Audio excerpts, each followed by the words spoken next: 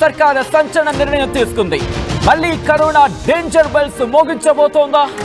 ఈ నేపథ్యంలోనే corona rules కి సంబంధించి వాటిని ప్రకటించింది ప్రభుత్వం. ఆ రూల్స్ ని ఇప్పుడు నా చేతిలో ఉన్నాయి. మరి కాసేపట్ల రూల్స్ నేను మీకు చదివించే ప్రయత్నం చేయబోతున్నాను. ఇప్పటికే ఒక కేసు నమోదు కావడంతో ఆంధ్రప్రదేశ్ ప్రభుత్వం కూడా అలర్ట్ అయింది. రిమెంబర్, మళ్ళీ డేంజర్ బెల్స్ మోగించబోతోందా?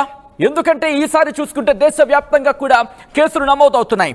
ఇటు కేరళ, మహారాష్ట్ర, కర్ణాటక, తమిళనాడు ఇలా ఎక్కడ చూసినా ఆ కేసెస్ కి సంగతి చూసుకుంటే కనుక భయభ్రాంతులకు లోనవుతున్న పరిస్థితి.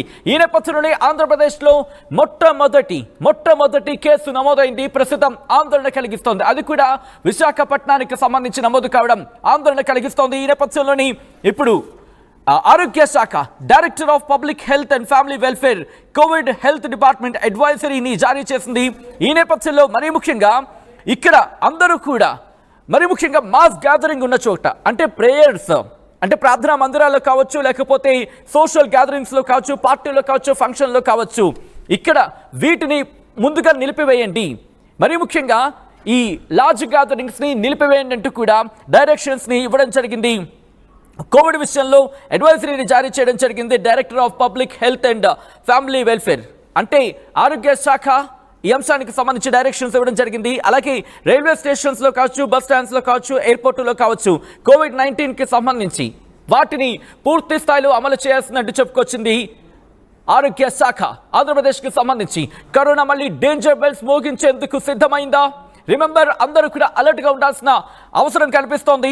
ఎందుకంటే మీకు గుర్తుంటే కనుక 2019, 2020, 2021, 2022 ఆ 3 ఏళ్ళు, ఆ 4 ఏళ్ళు 2019 ఎండింగ్లో దాదాపుగా మాట్లాడుకుంటే ఆ తర్వాత 2022 వరకు ఎటువంటి పరిస్థితులు ఉన్నాయో చూశారు. కాబట్టి రోడ్ల మీదకి వెళ్ళేటప్పుడు మాస్క్ పెట్టుకునే ప్రయత్నం చేయండి. మరీ ముఖ్యంగా కరోనాని కదా లైట్గా తీసుకుంటే మళ్ళీ మరణం మృదంగం మోగించే అవకాశాలకి ఎందుకంటే కాస్త భయభ్రాంతులు ఉండే అవకాశం ఉంటుంది. బట్ చెప్పని పరిస్థితులు అనే చెప్పుకోవాలి, చెప్పని తప్పకని పరిస్థితులు. ఎందుకంటే ఆ 4 ఏళ్ళు చూసుకుంటే కనుక ఎక్కడ చూసినా ఆక్సిజన్ దొరకలేదు, ఆక్సిజన్ కొరత, హాస్పిటళ్ళు పూర్తి స్థాయిలో రద్దీ, కనీసం ట్రీట్మెంట్ తీసుకోవాలంటే కూడా ఆక్సిజన్ కోసం ఎక్కడ చూసినా పరిస్థితులు చూసినా కాస్త కిక్కిరిసిన వాతావరణం. ఈ నేపథ్యంలో మొట్టమొదటి కేసు విశాఖపట్నం నమోదైంది ఆంధ్రప్రదేశ్కి సంబంధించి. నేరుగా మా ప్రతినిధి శివరామకృష్ణ దగ్గరికి వెళ్తున్నాను. వైజాగ్కి సంబంధించి అప్డేట్స్ అందించేందుకు మా వైజాగ్ ప్రతినిధి, విశాఖపట్నం ప్రతినిధి శివరామకృష్ణ ప్రస్తుతం ఎవరు ఇన్ఫాక్ట్ ఆ కేసు రికార్డ్ అయిన ఇన్ఫాక్ట్ ఆ పర్సన్ పరిస్థితి ఎలా ఉంది? దీనికి సంబంధించి ఎటువంటి జాగ్రత్తలు తీసుకోవడం జరుగుతుంది ఆరోగ్య శాఖ? సచిన్, ఏపీలో మొదటి కరోనా కేసు నమోదైంది. విశాఖ పిఠాపురం కాలనీలో మహిళకు కరోనా పాజిటివ్ అయితే వచ్చింది.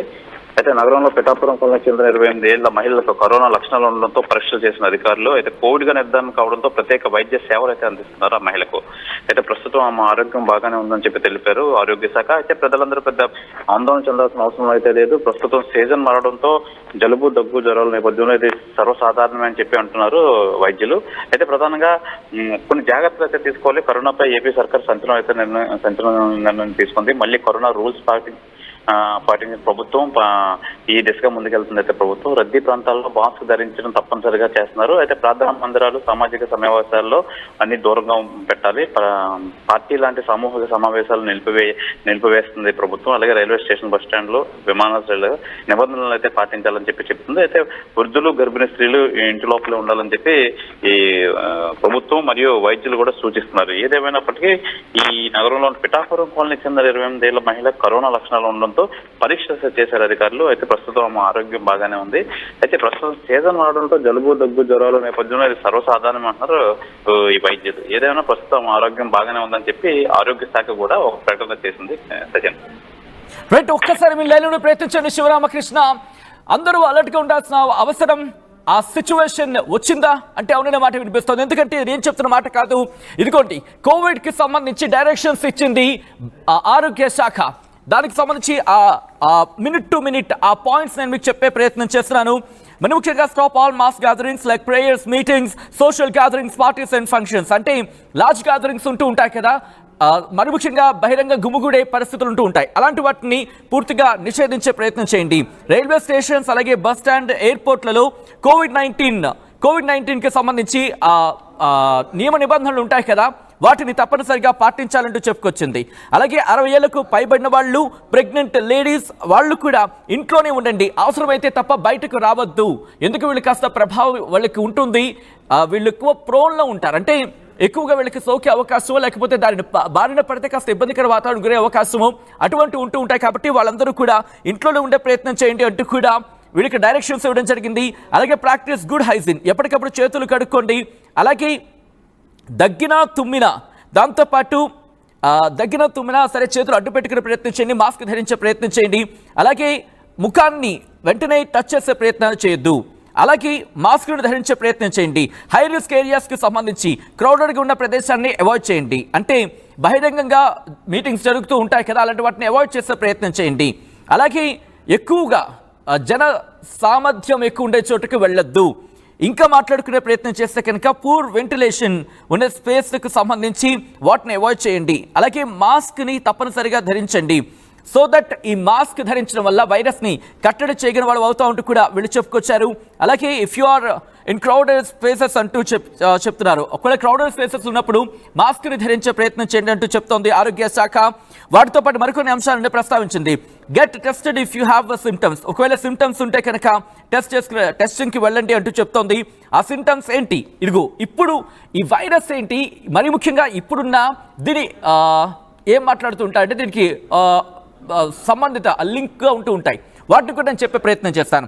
సింటమ్స్ గురించి మాట్లాడినప్పుడు mild to moderate symptoms, fever are chills, అంటే జ్వరం అనిపించడం లేకపోతే చలిగా అనిపించడం, దీంతో పాటు దగ్గు, అలాగే గొంతు నొప్పి, స్మెల్ కావచ్చు, టేస్ట్ కావచ్చు, లాస్ అయిపోవడం, హెడేక్, అలాగే మజిల్స్ ఆర్ బాడీ ఏక్స్, ఒళ్ళు నొప్పులు, వాటితో పాటు ముక్కు లేదా ముక్కు నుంచి నీరు కారడం, కాస్త కన్సెషన్, కాస్త ఇబ్బందిగా అనిపించడం, అలాగే నాసియాగా ఉండడం, కాస్త వామిటింగ్ అనిపించడం, లేకపోతే వాంతులు విరేచనాలు అవ్వడం, ఇలా అనేక అంశాలను ఇక్కడ ప్రస్తావించిన పరిస్థితి ఉంది. మా ప్రతినిధి రాజేష్ అప్డేట్స్ అందించేందుకు సిద్ధంగా ఉన్నారు. ఆంధ్రప్రదేశ్కి సంబంధించి ప్రస్తుతం అక్కడ ఆరోగ్య శాఖ ప్రభుత్వం, ఆంధ్రప్రదేశ్ ప్రభుత్వం ఎటువంటి చర్యలకు ఉపక్రమించింది? మొట్టమొదటి కేసు రిమెంబర్ చాలా రోజుల తర్వాత ఇప్పుడు ఈ వేరియన్స్, ఎగ్జాక్ట్ గా ఈ వేరియన్స్ విజృంభిస్తోంది. ఏ వేరియంట్ అనేది కూడా మరి కాసేపట్లో చెప్పే ప్రయత్నం చేశాను. మా ప్రతినిధి రాజేష్ దగ్గరికి వెళ్తాను. ప్రస్తుతం ఆంధ్రప్రదేశ్ ప్రభుత్వం ఎటువంటి చర్యలకు ఉపక్రమించిందో తెలుసుకునే ప్రయత్నం చేద్దాం. మా ప్రతినిధి రాజేష్ అప్డేట్స్ అందించేందుకు సిద్ధంగా ఉన్నారు. రాజేష్, ఆంధ్రప్రదేశ్ ప్రభుత్వం ప్రస్తుతం ఎటువంటి చర్యలకు ఉపక్రమించింది? విశాఖపట్నం ఆంధ్రప్రదేశ్ లో మొదటి కరోనా కేసు నమోదు కావడంతో రాష్ట్ర ప్రభుత్వంతో పాటు వైద్య ఆరోగ్య శాఖ అప్రమత్తమైంది. దానికి సంబంధించినటువంటి కొన్ని కీలక ఆదేశాలను కొద్దిసేపటి ఇవ్వడం జరిగింది. ముఖ్యంగా ప్రజలు అప్రమత్తంగా ఉండాలి, మాస్క్ ధరించాలని చెప్పారు. ధరించాలని కొన్ని ఆదేశాలు ఇవ్వడం జరిగింది. రైల్వే స్టేషన్, బస్ స్టాండ్, విమానాశ్రయాలు, అంటే క్రౌడ్ పుల్లింగ్, అంటే క్రౌడ్ రద్దీ ఎక్కువగా ఉండే ప్రాంతాల్లో చాలా జాగ్రత్తలు వహించాలి. దేవాలయాల్లోనూ, మసీదులు, అదేవిధంగా చర్చిలు వంటి ప్రాంతాల్లో జాగ్రత్తలు తీసుకోవాలి. ఏదైనా సిమ్టమ్స్, అంటే కరోనా సంబంధించినటువంటి ఆల్రెడీ 2020, 2021, 2022 3 సంవత్సరాలు కరోనాని ఫేస్ చేసినటువంటి అనుభవం ఉంది కాబట్టి ఖచ్చితంగా దానికి అనుగుణంగా ఎవరికైనా సిమ్టమ్స్ లాగా అనిపిస్తే వెంటనే కరోనా టెస్ట్ నిర్ధారణ పరీక్షలు చేయించుకోవాలని ఆదేశాలు అయితే ఇవ్వడం జరిగింది. మరోవైపు వైద్య ఆరోగ్య శాఖను కూడా అధికారులు కూడా అప్రమత్తం చేస్తున్నారు. గ్రామ స్థాయి నుంచి జిల్లా స్థాయి వరకు అధికారులను ఇప్పటికే అలర్ట్ చేశారు. వేరియంట్ మారి కొత్త రూపంలో సంతరించుకుని ఇప్పుడు దేశంలోకి ప్రవేశిస్తున్న నేపథ్యంలో, ముఖ్యంగా రాష్ట్రంలోకి ప్రవేశించిన నేపథ్యంలో మొదటి కేసు నమోదు కావడంతో వెంటనే రాష్ట్ర ప్రభుత్వం అయితే అలర్ట్ అయిందని చెప్పాలి. పూర్తిగా సేఫ్టీ మెజర్మెంట్స్ అన్ని కూడా ప్రజలు స్వచ్ఛందంగా పాటించాల్సిన అవసరం ఉందని కూడా చెప్పారు. అయితే ఈ వేరియంట్ సంబంధించినటువంటి వ్యాప్తి ఏ విధంగా ఉంటుంది, కొత్త, అంటే గతంలో ఉన్నటువంటి వైరస్, కరోనా COVID-19 వైరస్ మాదిరిగానే సిమ్టమ్స్ ఉంటాయి, అది కొత్త సిమ్టమ్స్ ఏమైనా ఉంటాయనే దానికి సంబంధించి ఇంకా వైద్య ఆరోగ్య శాఖ కానీ వైద్యులు కానీ ఇంకా దీనికి సంబంధించినటువంటి క్లారిటీ ఇవ్వాల్సిన అవసరం ఉంది. బట్ ఫస్ట్ ఫేజ్, అంటే కేవలం ఒక కేసు నమోదైంది కాబట్టి ప్రస్తుతానికి జాగ్రత్తలు మాత్రం తీసుకోవాలని కొన్ని ఆదేశాలు ఇచ్చారు. ఈ వేరియంట్ సంబంధించినటువంటి సిమ్టమ్స్ కానీ లేకపోతే దాని ప్రభావం యొక్క తీవ్రత కానీ ఇవన్నీ కూడా రేపటిలోపు క్లారిటీ వచ్చే అవకాశం ఉంది. దానికి అనుగుణంగా ప్రభుత్వం మరోసారి మార్గదర్శకాలు ఇచ్చే అవకాశం అయితే కనబడుతుంది. ఏదేమైనప్పటికీ కోవిడ్ మహమ్మారి 2020, 2021, 2022 3 సంవత్సరాలు ఈ విధంగా